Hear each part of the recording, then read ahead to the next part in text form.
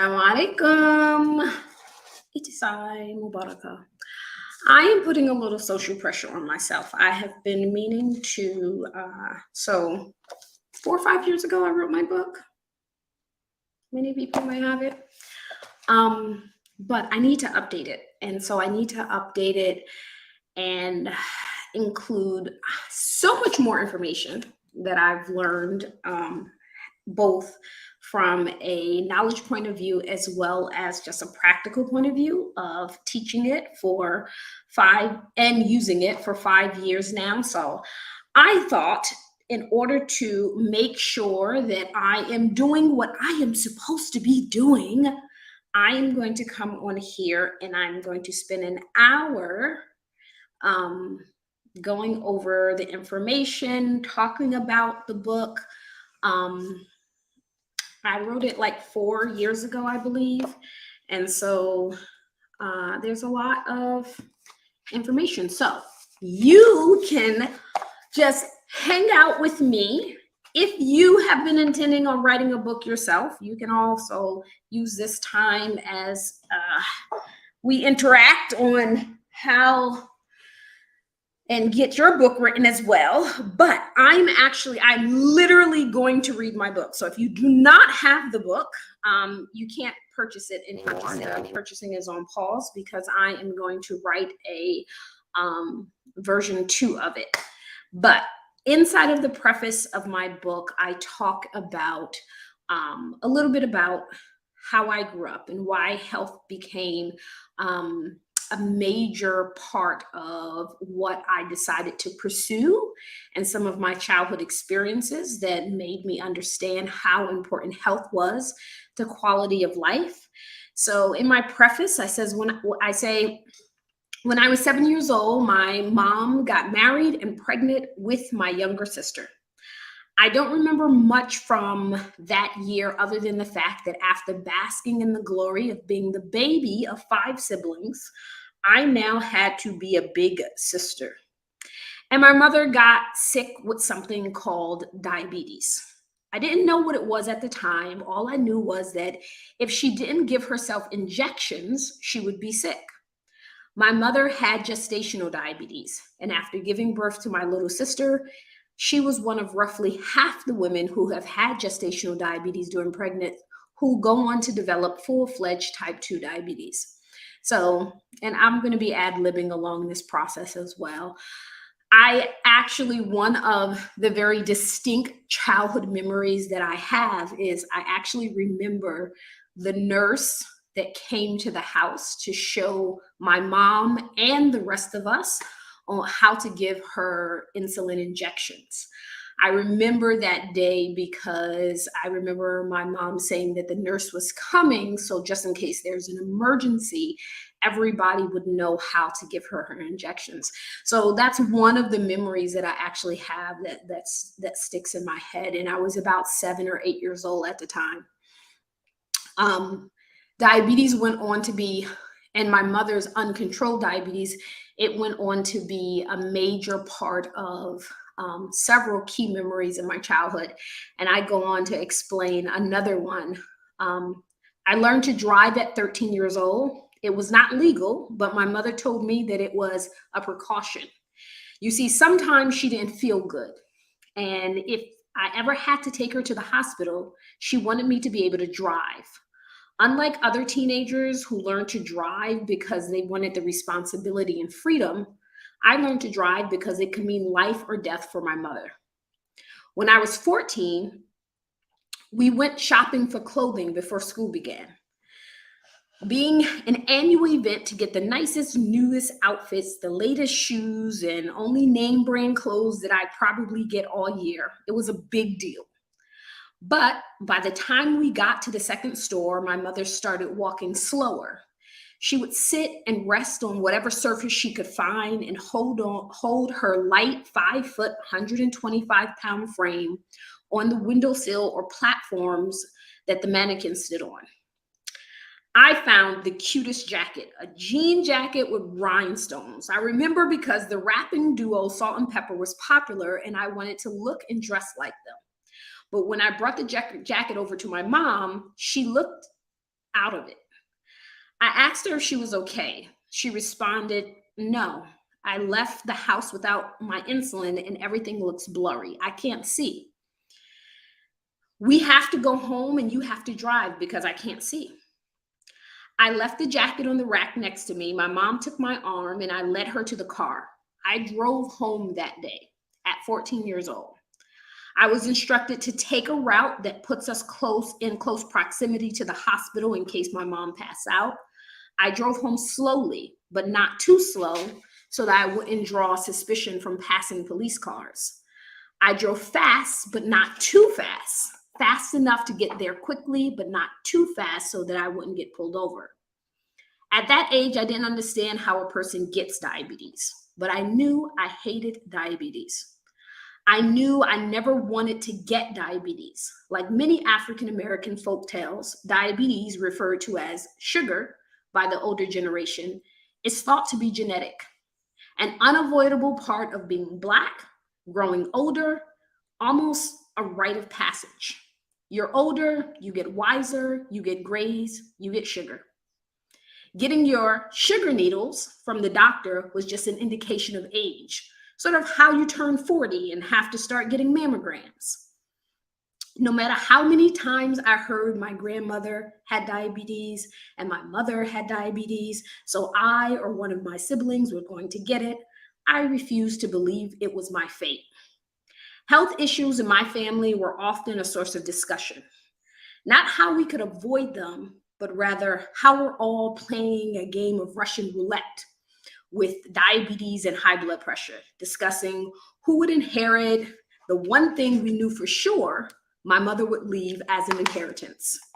We were ignorant to the fact that we could refuse the estate tax that came along with having our mother's nose and her well-shaped legs that always seemed toned no matter how much weight she lost or gained, or her smooth, blemish-free skin from head to toe.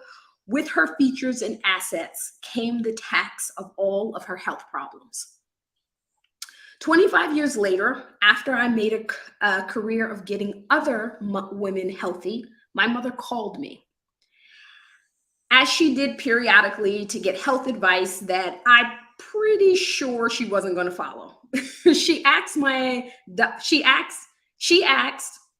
doctor referred me to a nutritionist. Do you think I should go?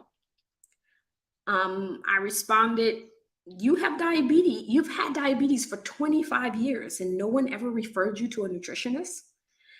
No, she responded in almost confused tone, as if she questioned why I would even assume someone had.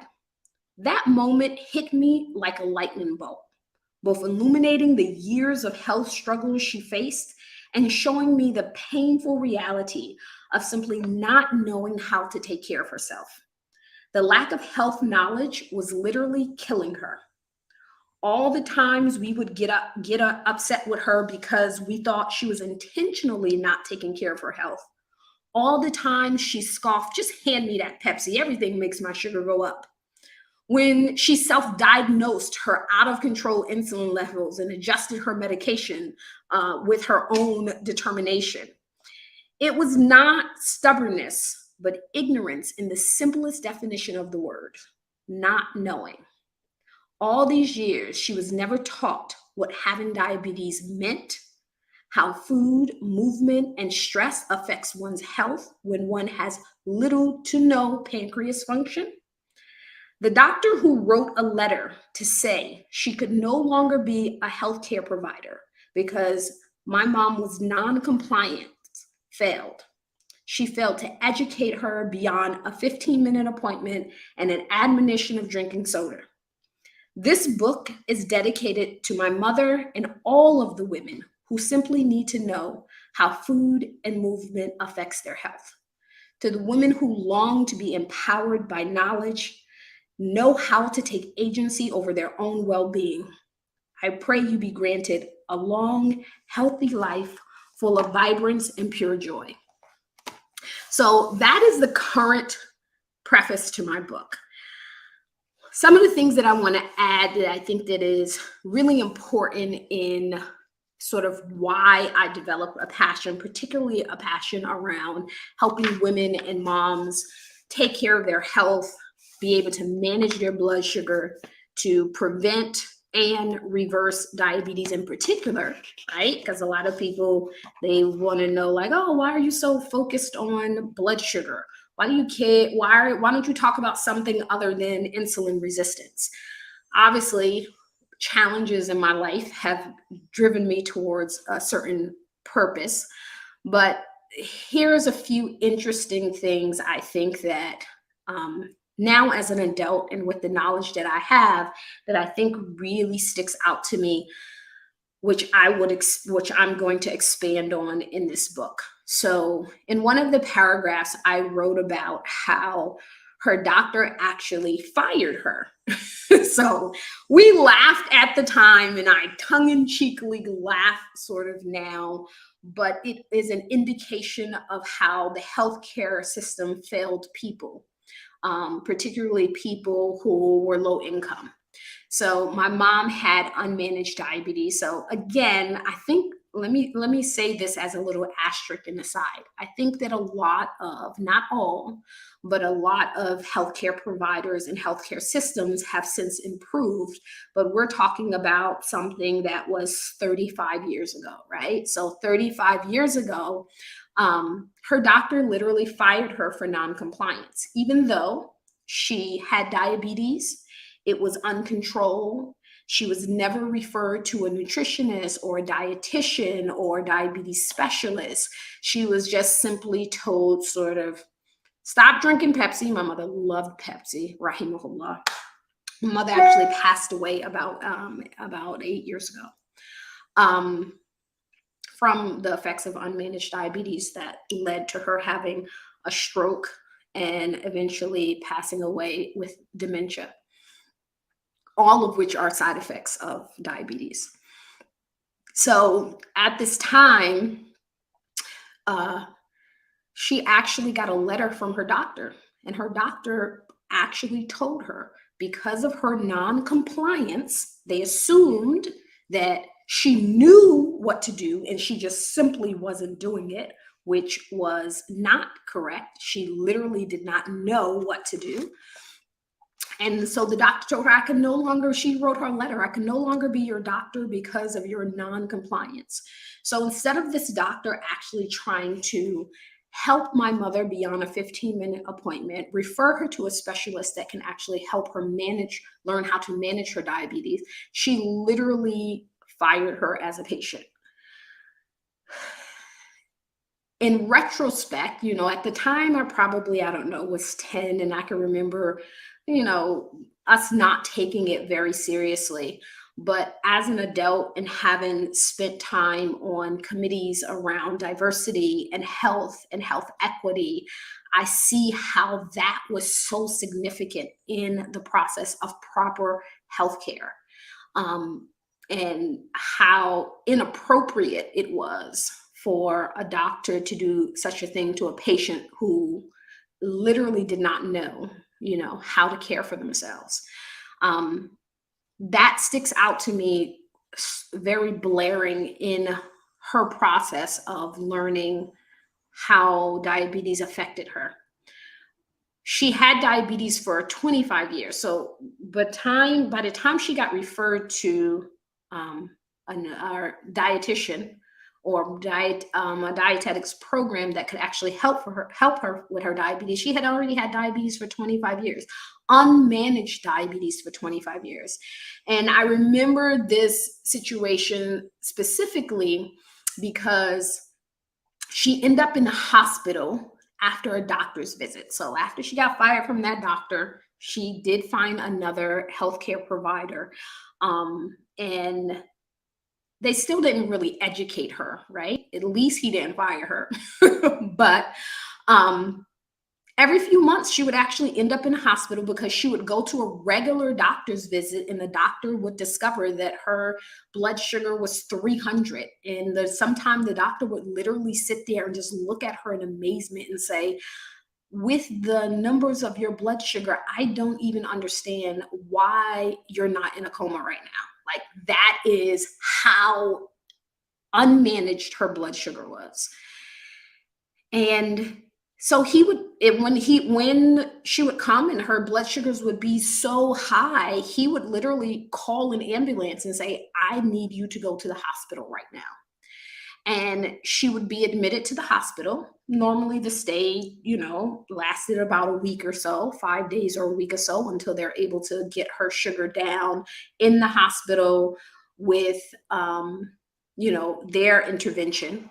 And this one particular time, after her having this experience over and over again, the doctor actually referred her to a group program, that for people with unmanaged diabetes, and she had the opportunity to actually sit down with a dietitian that specialized in diabetes.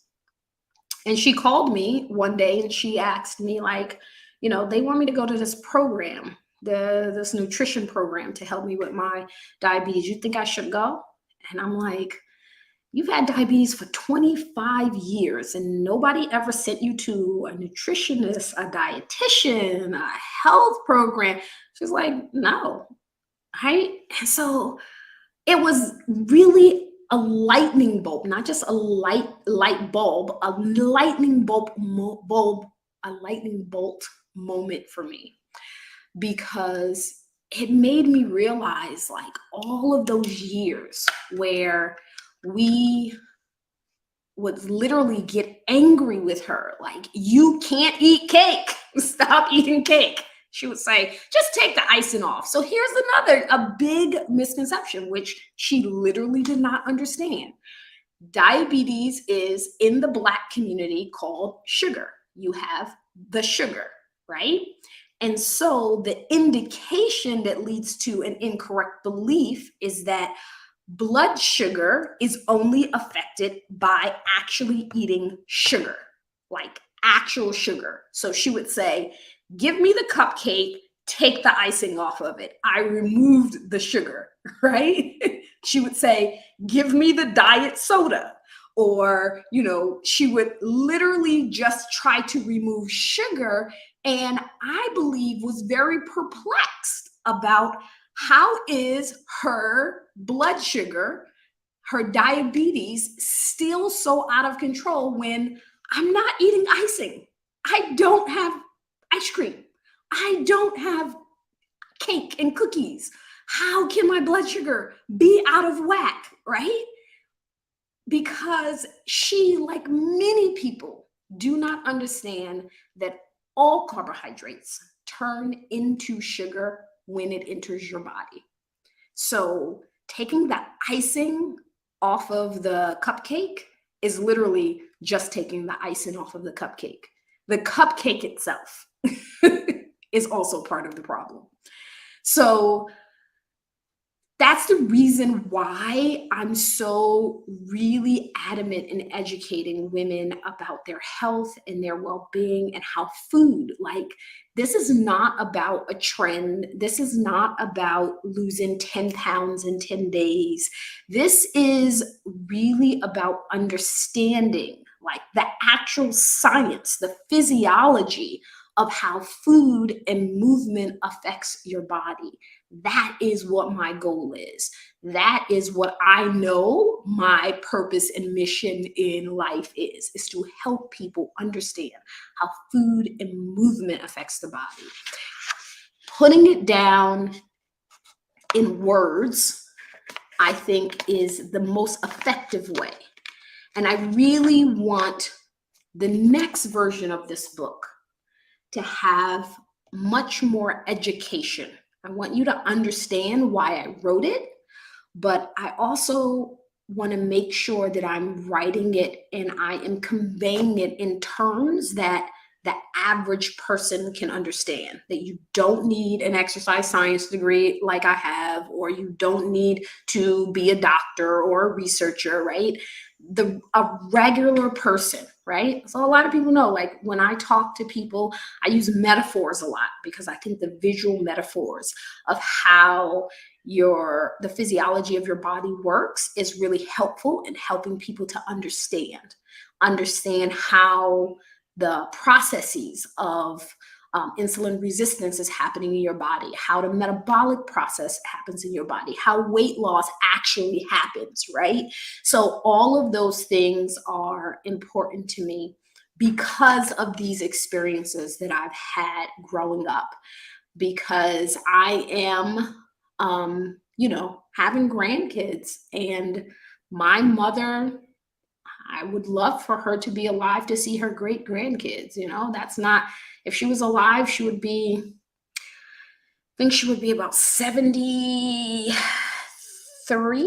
74 by now. Like, that's not old. She died in her 60s. Like, that's not old. There is so much more life ahead. And I want to help other families to be able to stay together longer. Of course, we all want to be reunited in the Jannah, but we want to spend a little bit more time here as well. So hopefully, I can make my preface just a little bit more detailed in the part 2, the updated version of the book. So next week, so every Tuesday at 11:30 a.m., I'm going to come here and I'm going to read the existing chapter of my book. So this might take a few weeks.